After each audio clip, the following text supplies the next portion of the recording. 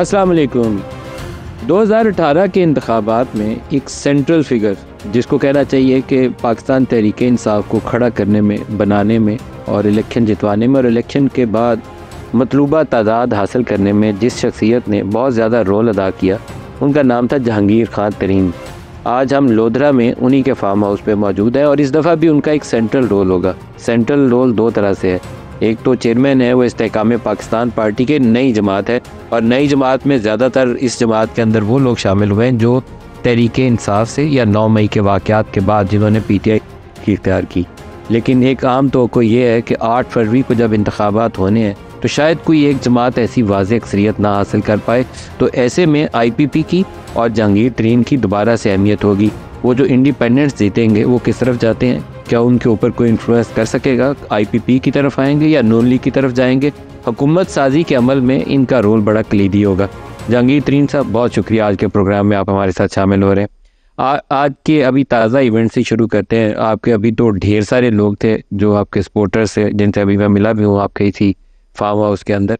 आपकी अपनी क्या तवक्कुआत है? लोधरा में आप जीते भी, आप हारे भी और तगड़ा मुकाबला इस दफ़ा भी होगा, क्या एक्सपेक्टेशन है? देखिए, ये हार जीत तो अल्लाह की मर्ज़ी होती है, हम तो सिर्फ कोशिश करते हैं। मगर ये है कि इस दफ़ा मैं जो हल्के में घूमा हूँ, अल्लाह की फजल से बहुत अच्छा रिस्पांस है। और एक और वजह ये भी है कि थोड़ा सा मेरे हल्के में एब्सेंस भी था क्योंकि मैं डिस्क्वालीफाई हो गया था। तो अब वापस आया हूँ तो लोगों में खुशी की एक लहर है और वो लोग जिन्होंने देखा है कि जब मैं एक्टिव नहीं था तो उनके जो काम रुक गए थे और जो चीज़ें नहीं हुई थी, अब उनको उम्मीद है कि अब वो पहले जैसा काम हो सकता है जो हमने पहले किया था लोधरा। आप लोधरा में भी और मुल्तान वाले हल्के में भी काफ़ी एक्टिव नज़र आते हैं, आपकी सपोर्ट भी नज़र आती है, लेकिन election day is election day. उसका रिजल्ट उसी दिन फैसला करता है कि कौन जीता है। और एक बात सही कहा आपने, रिस्पांस बहुत इनकरेजिंग। इस इलाके में आपने सोशल वर्क भी काफ़ी किया है। सोशल वर्क मैं पहले से करता था, सियासत में आने से पहले मैं सोशल वर्क करता था यहाँ पे, तो उसका बड़ा अच्छा शौक है सोशल वर्क करने का। और अल्लाह ताला ने मुझे वसाइल दिए हैं जो मैं इस्तेमाल कर सकता हूँ। उसका किसी हद तक रिजल्ट के अंदर असर भी नज़र आता है। इवन अली ने जो इलेक्शन लड़ा था, आई थिंक 87,000 वोट्स, बहुत बड़ा नंबर है एक नौजवान के लिए जो सियासत में बिल्कुल नया है। तो वो आपको उसका रिजल्ट तो मिलता है, लेकिन विनिंग वोट्स और लूजिंग वोट्स के अंदर जो मार्जिन है वो आपकी शायद मेहनत से फिर वो पूरा करना पड़ेगा। आइंदा जो 18-20 रोज़ है उसके अंदर आप क्या करते हैं, लोगों को कैसे मोटिवेट करते हैं, that is going to play the major role. देखिए मैंने कहा, बात ये होती है लोगों को कैसे मोटिवेट करने की बात नहीं है, लोगों के साथ बैठना, मुलाकात करना, ताल्लुक़ रखना और उनकी जायज़ मुतालबात हैं उनको सुनना और प्यार करना, इससे लोग मुतासर होते हैं। थोड़ा सा मैं आपको पिछली जो सियासत गुजरी उसकी तरफ लेके जाऊंगा। अभी आपने इब्तदाई कलमात में खुद से जिक्र किया कि आप थोड़ा सा इनएक्टिव हो गए थे इसलिए कि आपको डिस्क्वालिफिकेशन कर दी गई थी। आपकी डिस्क्वालिफिकेशन की वजह क्या बनी थी? हकायक, तारीखी हकायक क्या है? मेरे डिस्क्वालिफिकेशन की कोई वजह नहीं थी, मुझे इन्होंने ज़बरदस्ती किया गया और वो ये बैलेंसिंग एक्ट से ज़्यादा नहीं था। किसने किया? ये अब जो करने वाले लोग होते हैं वही करेंगे, मैं किसी का नाम थोड़ी लूँगा, ज़्यादा मुझे पता नहीं है, मैं गवाह भी नहीं हूँ, गवाही नहीं है मेरे पास। मगर ये है कि जो लोग पावरफुल होते हैं वही करते हैं। आपका फैसला होने से पहले मुझे पता था कि ये फैसला क्या है, सुप्रीम कोर्ट का फैसला था, लेकिन एज ए जर्नलिस्ट मुझे मालूम था कि ये फैसला क्या है। सोचें, आप ही सोचें बात को, तो जो आपने कहा है कि सब लोगों को एक बार फिर कहना पड़ेगा आपको, कोई नहीं मानता कि ये फैसले पहले से लिखे, पहले से ही लोगों को पता होते हैं, बता रहे होते हैं। अफसोस की बात है। आई थिंक कहीं से डिक्टेट हुए थे और वो सुप्रीम कोर्ट से सिर्फ अनाउंस हुआ था। माजरत के साथ सुप्रीम कोर्ट का ये रोल नहीं होना चाहिए था, लेकिन ये सुप्रीम कोर्ट का ये रोल था। मैं कभी नहीं होना चाहिए था रोल। अब आपको वहाँ से गुंजाइश मिल चुकी है, जो कहना चाहिए कि नाइंसाफ़ी थी वो अब उसका अल्लाह का बड़ा करम है कि वो आखिरकार वो सही हो गई है और मैं अब उसमें डिस्क्वालिफिकेशन जो है उसको हट गई है, निकल गई है, उस पर क्रॉस कर गया माशाल्लाह। 2018 में आपने इंडिपेंडेंस के जहाज़ भरे थे। मुझे मालूम है कि आपकी अपनी जमात से, मैं उनका नाम नहीं लूँगा अभी, वो सारे लोग मुश्किल में, मेरी उन सब के साथ मेरी हमदर्दियाँ जो आजकल जेलों में बंद है, लेकिन आपसे वो लोग खफा थे क्योंकि आपने उन लोगों को जहाज़ों में भरा और बनीगादा लेकर गए, पार्टी फ्लैग पहनाया और उनको PTI में शामिल करवाया। ये उस वक्त की इस्टेब्लिशमेंट का और जहांगीर तरीन का मुश्तरका ऑपरेशन था। जी, आर यू सेटिस्फाइड कि आपने सही काम किया था उस वक्त? देखिए, ये बाद में पीछे देख के कहना कि मेरी से गलती हुई, नहीं, मैं सेटिस्फाइड था और हूँ कि उस वक्त की ज़रूरत के मुताबिक एक काम करने के लिए हम निकले थे, जद्दोजहद में निकले थे, उसमें हमसे शॉर्ट हो रह गए थे, पीछे होने रह गए थे।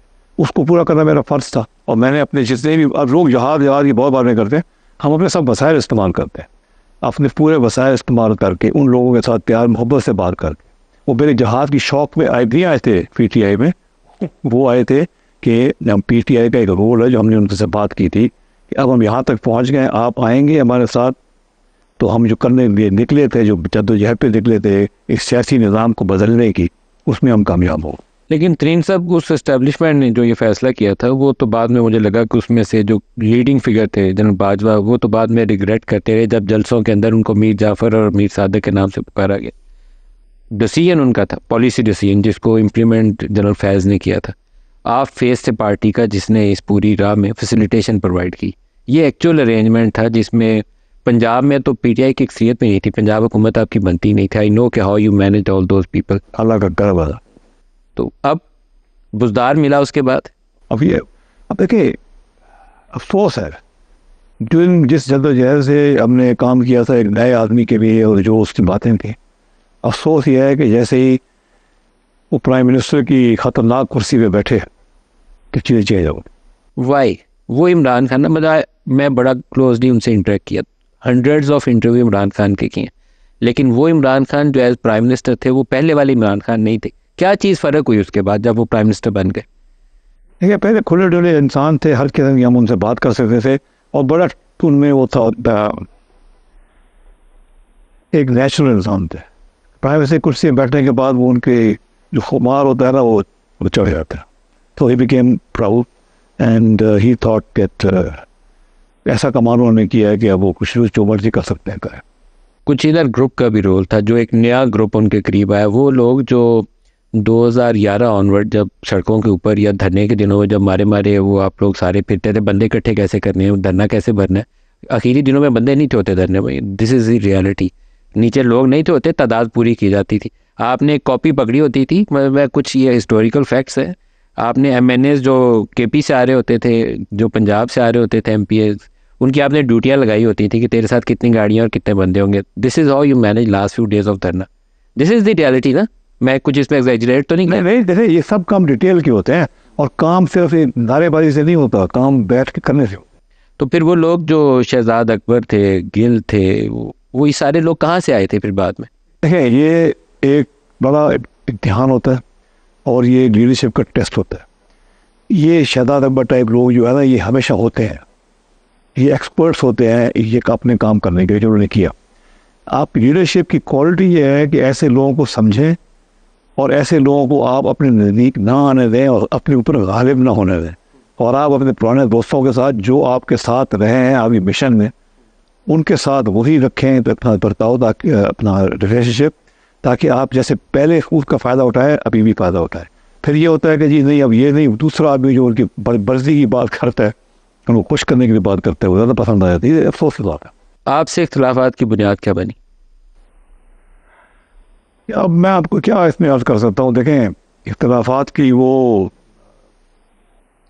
मैं खुद अपना काम करता था, लोग मेरे पास आते थे, और जब ये भी खबर लोगों ने जाके देने लगी कि जी लोग पहले उनके पास जाते हैं काम कराने के लिए आपके पास, फिर वो जाके तरीन साहब काम कर देते, तो उनकी शोहरत बन रही, आपकी नहीं बन रही। इस तरह की छोटी छोटी बातों की वजह से ये काम खराब हुआ। आप एक एग्रीकल्चर सेक्टर पॉलिसी बना रहे थे, आपकी काबीना के अंदर बैठे हुए आपके ही साथियों ने 2-3 ने उसके ऊपर इतराज़ उठाया। आप तानिया को लेकर आए IT सेक्टर के लिए, आपकी काबीना के एक वज़ीर ने जो NITB में अपना बंदा फिट करके बैठे हुए थे, उन्होंने इतराज़ उठाया। तो आपकी जमात में ये कुछ अजीबोगरीब था कल्चर, एक इधर से टांग खींच रहा था, एक इधर से टांग खींच रहा था। ये होता है, कोई जगह ऐसी नहीं है जहाँ पे एक हर आदमी इकट्ठा हो गया एक ही बात करे। डिफरेंस ओपिनियन होता है, और वेस्टेड इंटरेस्ट भी होता है। तो ये तो लीडर की कमाल है ना, लीडर की काबिलियत होनी चाहिए कि इन चीज़ों में से सर्टिफिकेट। आपके खातून अव्वल से भी कुछ इख्तलाफात पैदा हुए, उसकी वजह क्या थी? आपका कोई कमेंट वजह बना या कुछ और इसमें ज़ाती मामला भी थे? हिस्सा अब ये प्राइवेट सी बात है, मगर TV पे पता कहना अच्छा है ये नहीं है, it is already in public knowledge, आपके मुंह से सुनना चाहता हूँ। देखिए, बिल्कुल सीधी सादी बात है, मैं खुला डुला आदमी हूँ और मैं लोगों की बात सुनता हूँ। मेरे पास एक फ़ोन आया, माने का साहब, बड़े माने का साहब थे, उनके बेटे का, मिडिल का, ये छोटे बेटे का, खबर मानी का साहब का? नहीं, खावर के छोटे भाई का। छोटे भाई का, रजाक। वो हमने कहा हमने आपसे मिलना है। मैंने कहा आ जाओ, कहते नहीं हमने ऐसे प्राइवेट ही मिलना है, घर पे। मैंने कहा चलो ठीक है। उन्होंने आगे मुझे जो एक कहानी सुनाई, हमारा जो बड़ा भाई खावर है और उनकी ये हालात हैं जी बेगम के साथ, उनकी ये तरीक बेगम जो है वो इसकी समीश की छौकी वो है सोच रखती है, और वो आपकी लीडर साहब जो है ना उनके साथ उसका कोई मुलाकात है गया इमरान खान के साथ। मैंने कहा यार ये मेरा काम नहीं, मेरे हवल आदमी के पास आए हो यार, तो अपने भाई के पहले तो मैं उससे नाराज हुआ कि अपनी आपकी भाभी है उसके बारे में ऐसी बात करना शर्म आनी चाहिए आपको यार। खैर उन्होंने फिर बताया कि ये नहीं यूँ है तो वो है, तो पूरी कहानी बताई उन्होंने कि वो इस तरह करती है और आपका लीडर जो है वो ये कर रहा है। मैंने कहा मेरा काम नहीं है ये, कहा आप अलग जगह पे आए मगर नहीं, उन्होंने कहा मैं आपकी बात सुनानी है, बाकी फैसला आपके आप क्या करते हैं या कुछ नहीं करते, हम आए हैं कि आपके लीडर को बचा लो। आपसे लीडर को बचा लो, इमरान को बचा लो। हमने आगाह को बचा लो, ये लफ्ज़ है। आपने खबर को कॉल की फिर? नहीं नहीं नहीं, मैं कोई खबर को बोले खबर तो मैं खबर से मेरे गया हुआ था। मैं फिर सोचता था कि रात सोया नहीं सारी, और मैं दो चॉइस ही मेरे पास, या तो मैं चुप रहता तो सीने में रख लेता बात, ठीक, या जाके इमरान खान से बात कर। ठीक है, ये ज़िंदगी में कि प्राइवेट बात इस किस्म की जो है ना वो लोग पसंद नहीं करते। और फिर मैंने कहा यार मैं more loyal than the king था, और मैंने कहा नहीं मेरा फ़र्ज़ है कि मैं इमरान खान से बात करूँ। So I called him up and wanted a private meeting with him. अपने शाम को चला गया। ये सारी बात जो मैं उन्होंने बताई थी मैंने को समझ गया एग्जैक्टली क्या चीज़ थी जो रजा ने कही जो आपको कहनी चाहिए थी? But they were just sort of, they were giving me 2 or 3 evidences or proofs of what they were accusing her of. और फिर मैं खान के पास क्या चला गया शाम को, और मैंने बताया देखें बड़ी नाजुक बात है ये, मगर मैं आपके लिए सिंसियर हूँ, आप दोस्त apart from being politically aligned मेरे। तो ये मुझे बात पता लगी है, ये लोग आए थे, इन्होंने ये कहा, और मैंने फिर आपको बताना चाहा। और reaction was not good. And then he said, क्यों मैं डोन मेरे सवाल खुले हाजिर के लिए जाने वाले लोग हैं वो आए हैं, सुन लिए मेरा काम है आपको बताना, बाकी आपने मना नहीं करना। Then he went on, he was about speed about उनकी तारीफें की। अब मैं तो नहीं जानता ना, मैं तो एक बात सुनी, मैंने कहा फल तो मेरा बता दूँ, फिर उनकी बातें सुनो। So about 10 minutes into this, I realized कि एक काम पूरा हो गया and this is a done deal. And then he said, "You will never see them again." ये वो I don't expect this from you. मैंने कहा मैंने आपको एक बताया, ना बताता तो आपको क्या पता था? खत्म होने लगा। And 2 weeks, 3 weeks later, he got her home. तो वलीमे के वो एक तरह का उन्होंने वलीमा किया। 18-19 of us were called, some main party leadership were called, with 2 females there, Shireen Madarisi और वो अलग बात थी। और हम लोग खाना शाना खाया, उससे बात मुलाकात नहीं, किसी ने कहा ये मुलाकात करा रहे, मैं बुला लिया। तो उसमें फिर जब उन्होंने आके मुझसे डायरेक्टली कन्फ्रंट किया कि आप मेरे बारे में ऐसी बातें कर। बीबी ने आपको कन्फ्रंट किया? उन्होंने जो आप लिबास के ऊपर भी कोई कमेंट था, आपने क्या कहा था इमरान से? मैंने नहीं कहा, मैंने कहा थी वो आए हैं मेरे पास, उन्होंने उनके बारे में ये कहा है, मैं तो नहीं जानता नहीं, आई डोंट नो फैक्ट है या fiction, I just want to relate the story, what is the happened. तो बीबी ने क्या कहा फिर आपको? बस शी कन्फ्रंटेड मी कि आपको ये ऐसी बातें नहीं करनी चाहिए थी। मैं चुप, मैं क्या जवाब देता हूँ, देखो मेरे तो फर्स्ट दोस्त के साथ अपने इमरान खान के साथ, एंड बस नहीं बात। और वहाँ से आपका रिलेशनशिप जो था उसमें ऐसी दरार आई कि फिर वो कभी भरी नहीं दोबारा, बल्कि उसका एंड रिजल्ट ये हुआ कि आपकी बेटी के ऊपर, आपके बेटे के ऊपर, आपके ऊपर FIR भी। कमाल था यार, वैसे मैं कभी जिंदगी में नहीं सोच सकता था कि इमरान खान मेरे से ये कर सकता है। मेरे बात तो था, मेरे घर बैठता था, सब बच्चों को जानता था, knew what kind of person I am. और ब्लू माय माइंड, जब मैंने वो FIR देखी ना, मैं बिल्कुल, उन्होंने मेरे साथ जो भी किया सारे कर दिया मुझे, मैं चुप करके बैठा रह गया, कभी सिर्फ लफ्ज़ नहीं बोला मैंने कभी इमरान खान के खिलाफ, कभी उससे पहले। और दैट वाज द लिमिट। बस हो गया, अल्लाह का शुक्र, ठीक हो गया। जहांगीर टीन के साथ एक आप शायद उस पर रोशनी ना डालें, लेकिन 2 और लोगों ने हाथ किया था उस वक्त। एक का नाम था जनरल बाजवा और एक का नाम था जनरल फैज़। दोनों के लिए मेन कांटेक्ट JKT था, इमरान खान नहीं था। धरने से पहले भी, धरने के दौरान भी। इवन जब वो पैगाम आया था पिंडी में मुलाकात वाला, इमरान खान धरने में तकरीर कर रहे थे, तो जहांगीर तरीन ने आके इमरान के कान में बोला था कि पिंडी से बुलावा आया। मैं दुरुस्त कह रहा हूँ, सही कह रहा हूँ ना? वो पैगाम मुझे याद है, घर पर जाके कहा था, बिल्कुल ठीक। राइल शरीफ से जब मिलने गए थे तो मैसेज आपको आया था, तो आपकी कांटेक्ट थे, आप ही के साथ इस्टेब्लिशमेंट ने हाथ किया, ये क्यों किया? ये वो उनसे पूछे, मेरे से क्या पूछ रहे हैं? देखिए ना, इस्टेब्लिशमेंट के साथ आमतौर पे होता है कि रिलेशनशिप है तो वो कभी आपको बिट्रे नहीं करेंगे। This is why most of the politician उनसे कांटेक्ट मेंटेन करते हैं। लेकिन आपको उन्होंने डिच किया उस स्टेज के ऊपर जब सुप्रीम कोर्ट के अंदर वो केस था, और आपको कहते रहे कि all well all well all well, सब ठीक है। क्यों? I have no idea, you have no idea. I have no idea. मैं इसके पीछे जाता भी नहीं हूँ, पीछे जो पता करूँ कि वो जो होना था वो हो गया, मैं क्या पता करूँगा क्यों हुआ। कभी उसके बाद जनरल बाजवा से बात हुई? नहीं, रिग्रेट नहीं किया उन्होंने? क्या रिग्रेट करेंगे, जो करते हैं फायदा क्या होता है। एनीवे, फिर दो कॉन्टैक्ट उस डिसीजन के बाद कांटेक्ट नहीं हुआ आपका उनसे, बट आई फील कि वो आपसे राब्ते में रहे हैं उसके बाद। जनरल बाजवा एटलीस्ट आपसे राब्ते में रहे हैं उसके बाद, कोई भी ऐसी खास रब्ता नहीं था। क्योंकि इकनॉमिक मेल्टडाउन जैसे जैसे बढ़ रहा था वैसे वैसे उनकी परेशानियां बढ़ रही थी, और वो फिर वो मुशावरत के अमल में आ गए थे कि इससे बाहर निकलें कैसे, जिसमें उस मुशावरत में उन्होंने आपसे भी कंसल्ट किया। वही चीज़ें चलती रहती थी, मगर बस मीनिंगफुल चीज़ नहीं थी। मीनिंगफुल नहीं थी। वे फॉरवर्ड आप क्या देखते हैं? नो अगेन, आप एक ऐसी जगह पर खड़े हैं जहाँ पर आप एक बड़ा की रोल प्ले करेंगे, ना सिर्फ IPP के लिए। इंशाल्लाह, बट अभी इलेक्शन के बाद ही पता लगेगा, अभी नहीं पता लगेगा। बहरहाल अभी तो आपकी थोड़ी सीट्स हैं कौमी की, 8-9 सीट्स के ऊपर आपके लोग हैं, 7 के ऊपर आपने PMLN से एडजस्टमेंट की हुई है। कुछ इंडिपेंडेंट्स अगर इस्टेब्लिशमेंट की आपसे मोहब्बत कायम रही तो कुछ आपकी तरफ आएंगे। अगर इंडिपेंडेंट्स आना चाहेंगे, दे आर मोस्ट वेलकम, और इंडिपेंडेंट कई खुद भी फैसले करते हैं। नहीं, बाज़ इंडिपेंडेंट्स वो हैं जो PTI से जीतेंगे लेकिन वो PTI में रह नहीं सकेंगे। उनके लिए जायपना, ज़्यादातर मेरा इम्कान ये है कि वो IPP जायपना बनेगी उनकी। इंशाल्लाह ज़रूर आए, दे बी मोस्ट वेलकम। क्योंकि PTI एज पार्टी 9 मई के बाद जो उन्होंने ब्लंडर किया है, वो अपनी ताकत का गलत अंदाज़ा लगाया उन्होंने।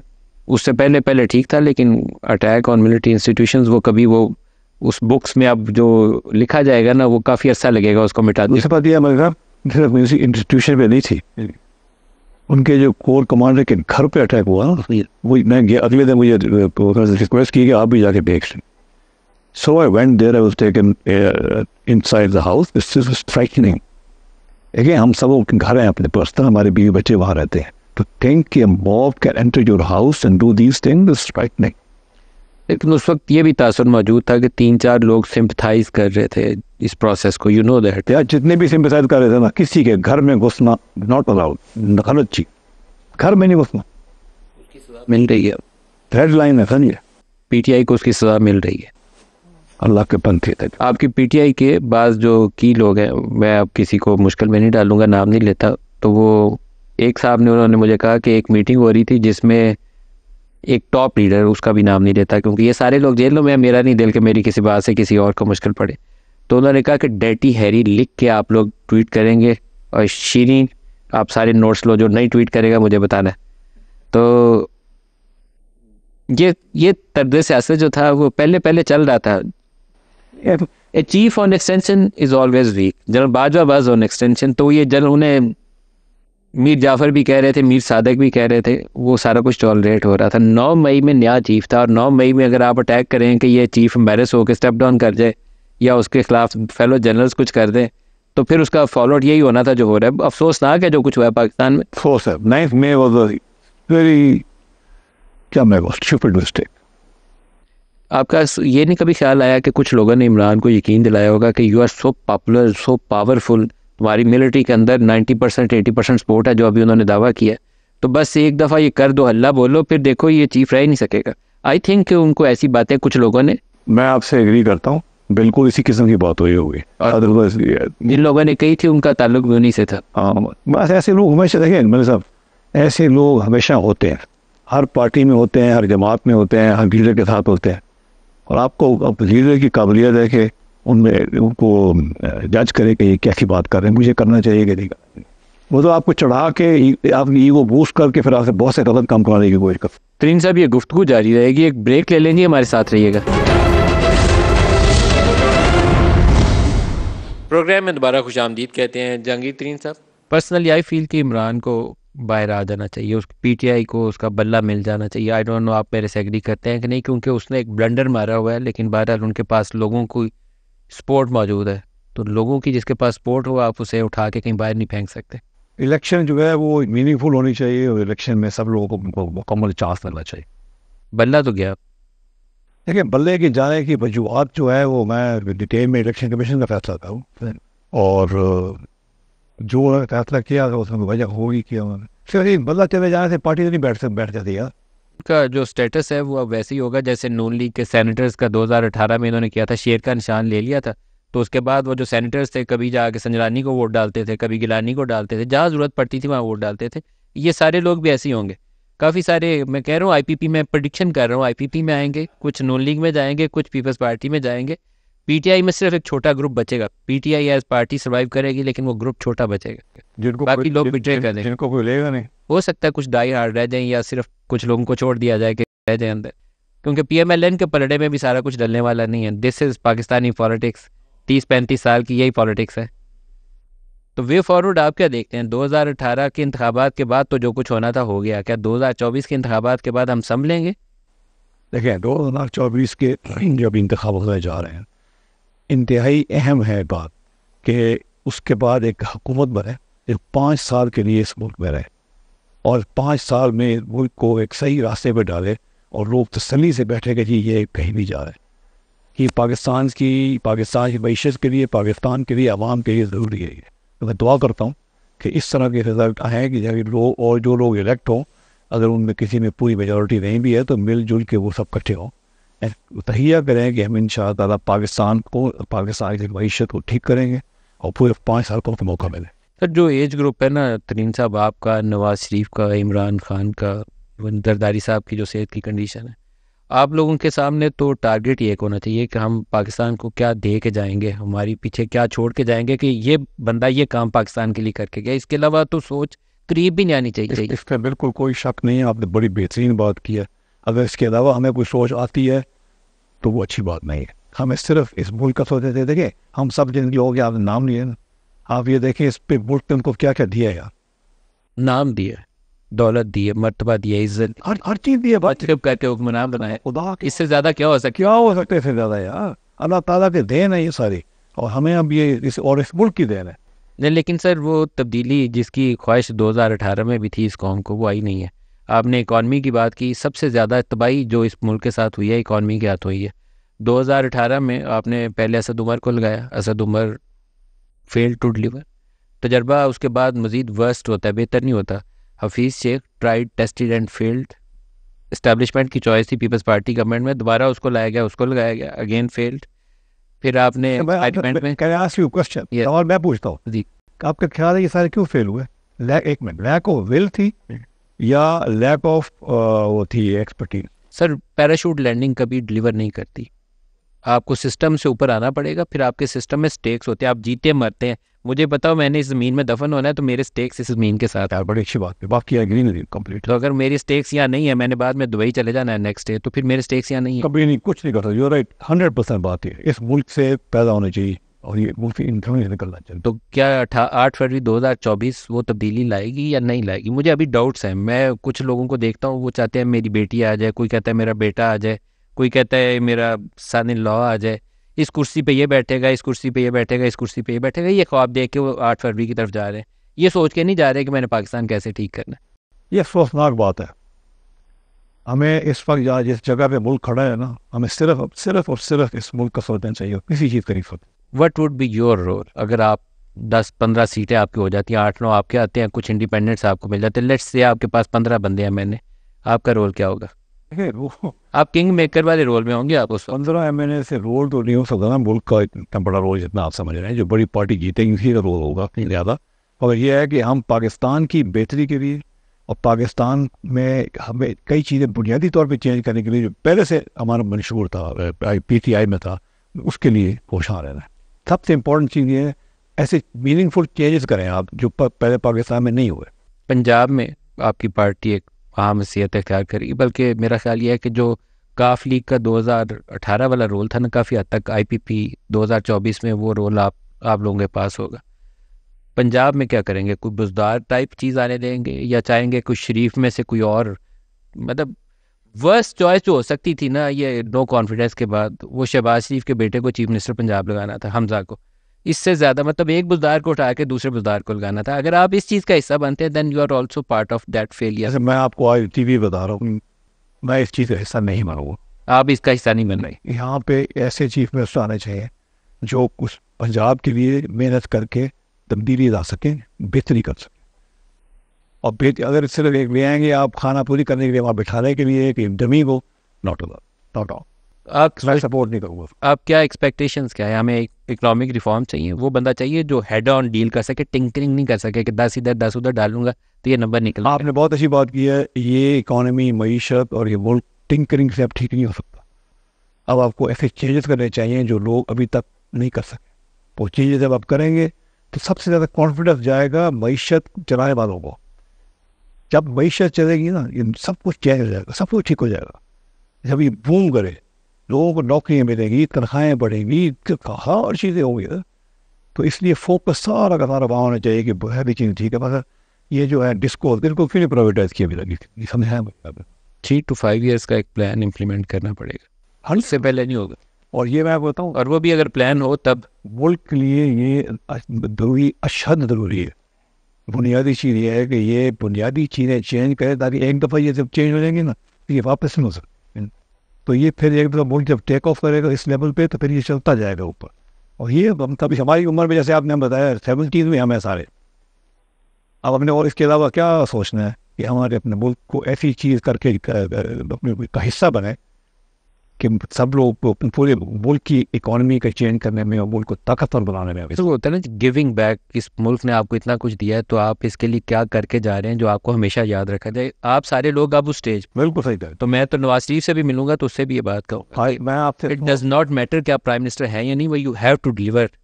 आप बिल्कुल सही कह रहे हैं। और जब जिससे और से बात करें जाके ना, उसको क्या आगे तरीके से मैंने बात की थी, वो 1 मिनट में मान गया बात को, समझ गया बात को। ये बुनियादी बात सर, बज़ाहिर तासुर यह है कि नून लीग लेड गवर्नमेंट होगी, may not be Nawaz Sharif as prime minister, लेकिन नून लीग लेड गवर्नमेंट होगी, कोलिशन फॉर्मेट होगा, वर्केबल होगा।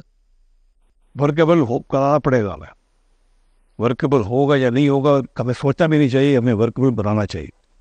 कोई चांस नहीं है, अब टाइम नहीं है ये काम करने का कि वर्केबल करें या ना वर्केबल करें।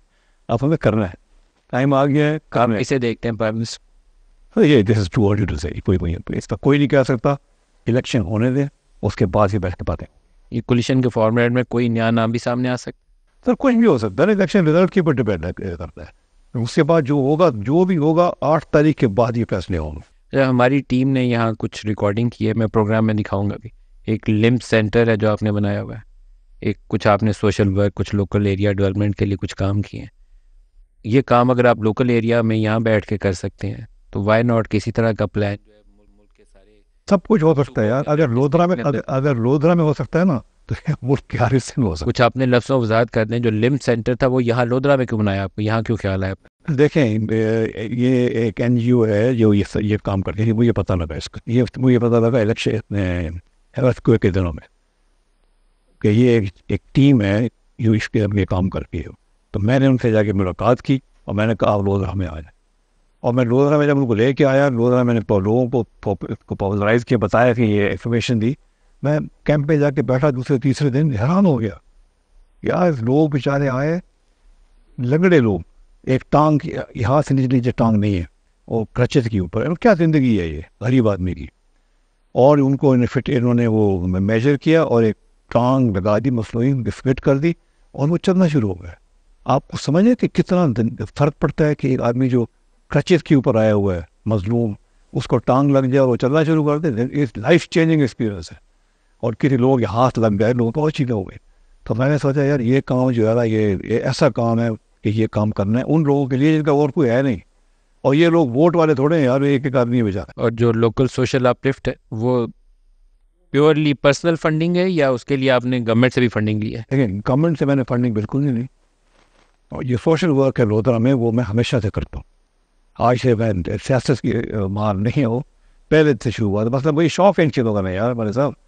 मसलन मुझे पता लगा OPP का और उनकी पायलट प्रोजेक्ट, मैं खुद गया वहाँ पे, शेख सुल्तान साहब को मुझे बताया, मैं वहाँ गया, अफ्तार अमीर खान से मुलाकात की, मैं पूरा देखा जा क्या होगा। फिर मैंने उनसे ये सवाल पूछा कि आप ये बताएं कि ये और कहीं भी नहीं हो सकता। कहते हो सकता है। मैंने कहा हुआ क्यों नहीं है? फिर स्माइल किया मैंने कि वो बेचारे उनके आप जैसे लोग आएंगे तो हम करेंगे ना, को आते नहीं है। तो मैंने उनसे फिर रिक्वेस्ट की, उन्होंने मुझे एक अपना आदमी दिया खास, ट्रेंड आदमी, उसको मैंने यहाँ आके बैठाया, ऑब्जर्वेशन बनाई और यहाँ वही काम शुरू हो गई। एक मैं प्रोग्राम आपसे इंटरव्यू शुरू करने से पहले एक बात डिस्कस कर रहा था, मेरा ख्याल है मैं उसको डॉक्यूमेंट करने के लिए कैमरे के ऊपर भी सवाल कर लूँ। आप इलेक्शन जीते हैं, आप जो मर्जी बने, लेकिन अली को, आपका जो साहबजादा है, उसको इस इलाके में आपने 10-20 स्पोर्ट्स सेंटर बना के देने, ये आपकी जिम्मेदारी है। उसमें क्रिकेट ग्राउंड भी हो और उसमें बाकी सेंटर भी हो, और वो इस इलाके के नौजवानों के लिए बहुत अच्छा काम कर सकता है। जैसे वो एक क्रिकेट टीम को पकड़ के लेके बैठा है ना, वो बाकी इस इलाके के नौजवानों को, एक यूरोप की मिसाल है, यूके के अंदर एक काउंटी के अंदर ये जो लोग ये वो कैफ़े में जाके वो नहीं पीना शुरू कर देते जी आजकल, वो उसको उन्होंने हटाने के लिए स्पोर्ट्स सेंटर की तरफ राग़िब करना शुरू किया। 30-40% नौजवान जो वो वेप्स वगैरह और दूसरे वो पी रहे थे, उससे छोड़ के स्पोर्ट्स सेंटर की तरफ आ गए, क्योंकि there was an opportunity.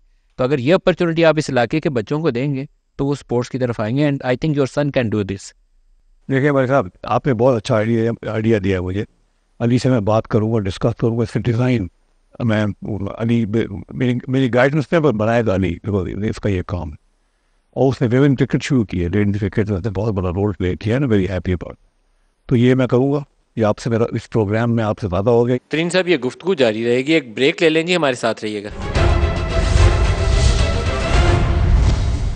Programme में दोबारा खुशामदीद कहते हैं। जहांगीर तरीन साहब, आपकी तो इलेक्शंस के हवाले से 8 फरवरी को, अब देखें इस वक्त बड़ी इंटरेस्टिंग पोजीशन केपी के अंदर भी है। परवेज़ खटक परफॉर्म कर लेंगे? ये मेरा ख्याल प्रोफेसर डेफिनेटली बहुत पुराने सियासतदान हैं, उनके पास बड़े अच्छे लोग हैं, और I think he will definitely perform well. Balochistan में बाप पार्टी, ये अजीबोगरीब हम एक सिनारियो में है जहाँ पर वो लोग इलेक्शन की तरफ जीतते हुए हमें नजर आएंगे जिनकी बहुत ज़्यादा पुरानी हिस्ट्री मौजूद नहीं है। बाप पार्टी को 2018 में नून लीग को काट के बनाया गया था, लेकिन इस वक्त मेरे ख्याल में JUI और बाप पार्टी लीडिंग पार्टी के तौर पर इमर्ज करेंगे। बाप पार्टी विल डू वेल।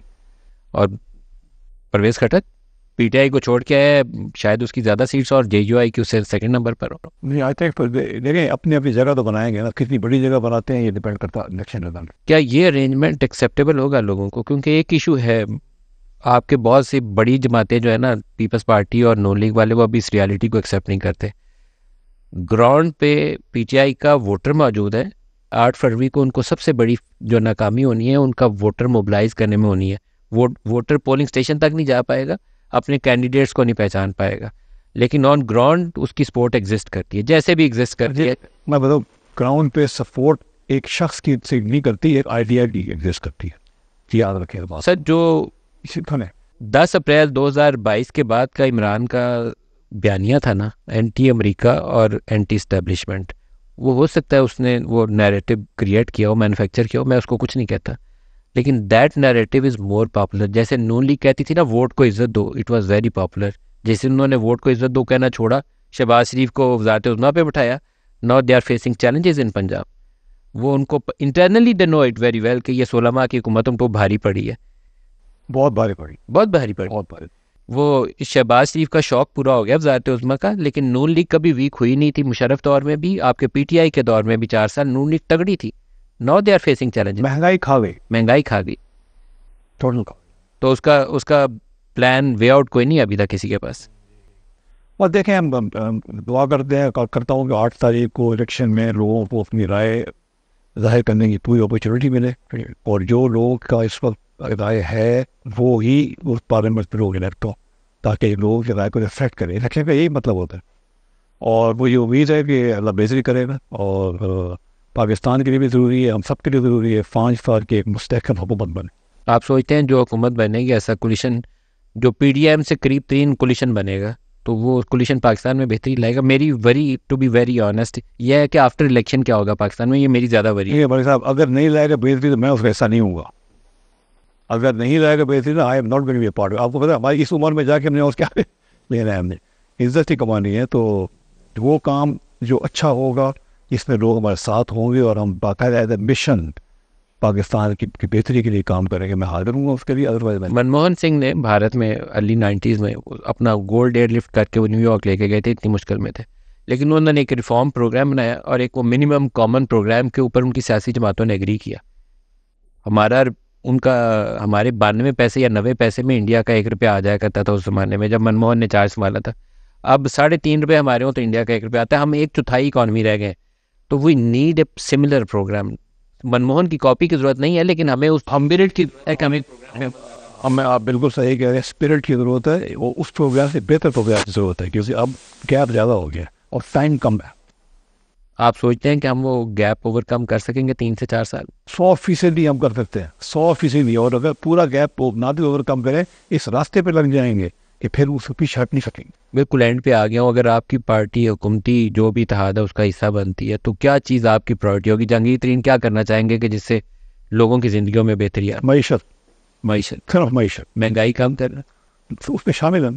मईशत ठीक होगी, महंगाई भी कम होगी, नौकरी भी मिलेंगी, रोज़गार होगा, तनख्वाहें ज़्यादा मिलेंगी, मुल्क चलेगा, चमकेगा, एक्सपोर्ट्स बढ़ेंगी।